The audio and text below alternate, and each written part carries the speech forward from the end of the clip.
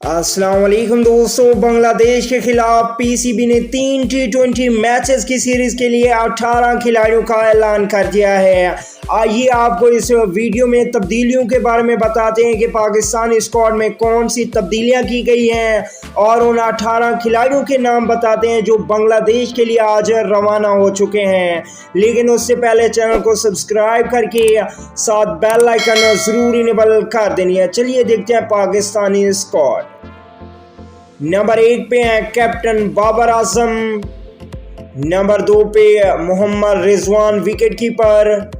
number 3 پہ رکھا گیا ہے فخر سمان کو، نمبر 4 پہ حیدر علی، نمبر 5 پہ ہوں گے شعیب ملک،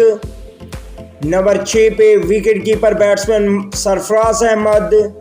نمبر 7 پہ ہارڈ ہٹنگ بیٹسمین آصف علی، نمبر 8 پہ تبدیلی کی گئی ہے حفیظ کی جگہ پہ افتخار احمد، نمبر 9 پہ اماد وسیم، نمبر 10 پہ رکھا گیا ہے شاداب خان کو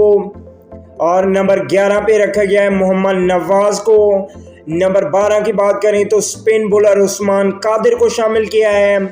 نمبر 13 پہ فاسٹ بولر حارث رؤف، نمبر 14 پہ شامل کیا ہے شہین شاہ آفریدی کو، نمبر 15 پہ فاسٹ بولر حسن علی،